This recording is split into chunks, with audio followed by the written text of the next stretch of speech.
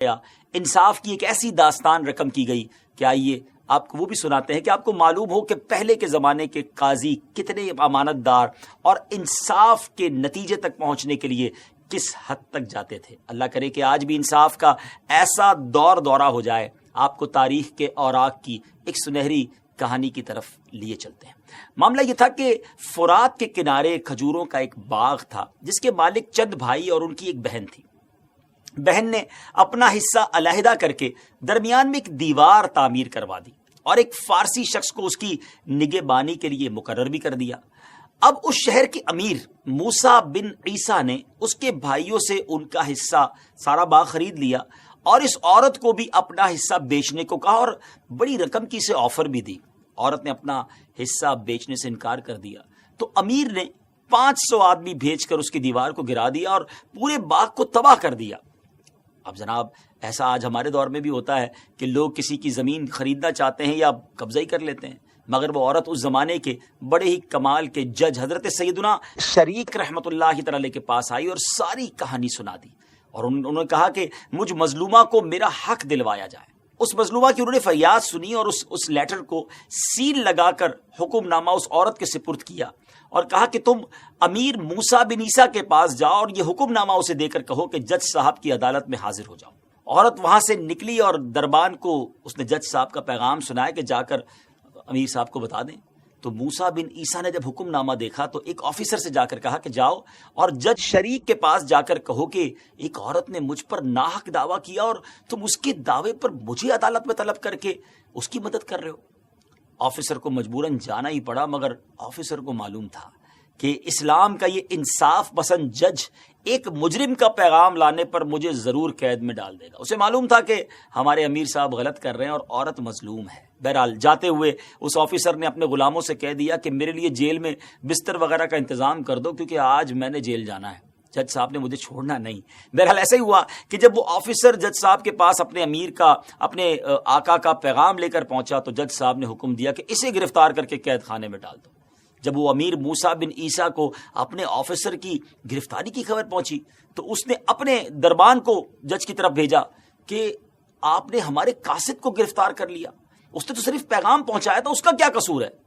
اب جو یہ جج اس امیر کا خاص دربان وہاں پر پہنچا تو جج نے اس پیغام لانے والے کو بھی اسی کے ساتھی کے ساتھ جیل بھیج دیا۔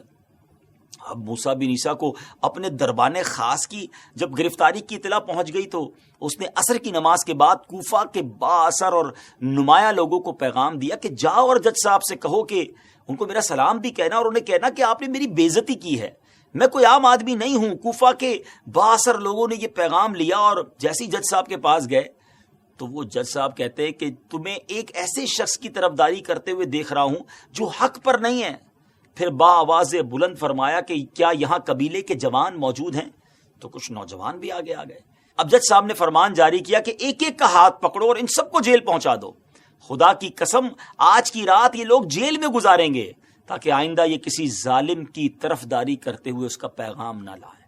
شہر کے بڑے لوگوں کو بھی جیل میں ڈال دیا گیا۔ ناظرین یہ کیسی داستان ہے۔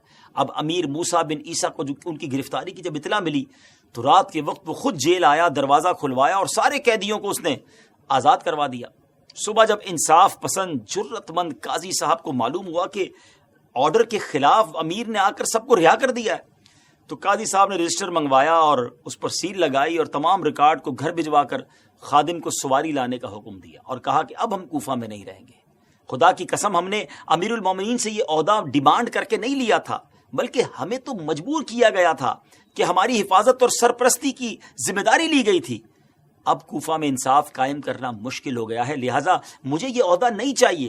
یہ کہہ کر آپ رحمت اللہ تعالی علیہ کوفہ کے اس پل کی طرف چل دیے جو بغداد جاتا تھا۔ جب موسیٰ بن عیسیٰ کو یہ معلوم ہوا کہ قاضی صاحب جا رہے ہیں تو وہ فوراً دوڑا ہوا آیا اور کہا کہ حضور آپ ایسا نہ کریں، کوفہ چھوڑ کر آپ بغداد نہ جائیں۔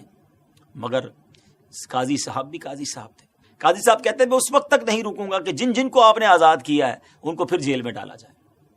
آخرکار موسیٰ بن عیسیٰ جو امیر تھا اس کو قاضی صاحب کی یہ بات ماننی پڑی اور سب کو جیل واپس ڈالا گیا۔ اس کے بعد ہوا یہ کہ قاضی صاحب نے اس خاتون کو بلایا اور وہاں اب موسیٰ بن عیسیٰ اور سامنے وہ خاتون ہے، اور اس کے بعد وہاں وہ باقاعدہ فیصلہ کیا گیا، اور وہاں پر قاضی صاحب نے قضا قائم کی، اور امیر موسیٰ بن عیسیٰ کو زمانے نے منظر دیکھا کہ اس پورے جو شہر کے امیر تھے مظلوم عورت کے برابر کھڑا کیا، اور عورت سے فرمایا کہ جس پر تم نے دعویٰ کیا وہ تمہارے سامنے موجود ہے۔ امیر موسیٰ بن عیسیٰ نے کہا اے انصاف پسند قاضی، اب میں خود حاضر ہو گیا ہوں، تو میری وجہ سے قید کیے جانے والوں کو تو آزاد کر دیں۔ فرمایا ہاں اب انہیں آزاد کیا جا سکتا ہے۔ یہ کہہ کر انہوں نے باقی لوگوں کی رہائی کا پروانہ جاری کر دیا۔ اب فرمایا کہ اے موسیٰ بن عیسیٰ، اس عورت نے تم پر جو دعویٰ کیا اس بارے میں تم کیا کہتے ہو؟ اب وہ امیر کہتا ہے ہاں یہ سچ کہتی ہے۔ فرمایا وہ تمام چیزیں جو اس سے لی گئی تھی واپس کی جائیں، اور جو دیوار گرائی گئی اسے فوراً تعمیر کروایا جائے۔ تو امیر کہتا ہے کہ ٹھیک ہے، میں فوراً یہ کام کروا دیتا ہوں۔ کیا اس کے علاوہ بھی کوئی دعویٰ ہے؟ قاضی صاحب نے اس عورت سے پوچھا کہ تمہارا کوئی اور دعویٰ ہے؟ اس نے کہا ہاں، میرے سرونٹ کا، میرے جو کام کرنے والا تھا اس کا گھر بھی گرایا گیا ہے، اس کا سامان بھی ٹوٹ پھوٹ گیا ہے۔ امیر نے کہا کہ میں اس کا نقصان بھی پورا کر دیتا ہوں، اس کا بھی ازالہ کر دیتا ہوں۔ قاضی صاحب نے پھر پوچھا کہ اب کوئی دعویٰ، کوئی کلیم باقی ہے؟ عورت نے کہا اب میرا کوئی دعویٰ باقی نہیں ہے، اللہ پاک آپ کو اچھی جزا عطا فرمائے۔ پھر وہ عورت دعائیں دیتی ہوئی چلی گئی۔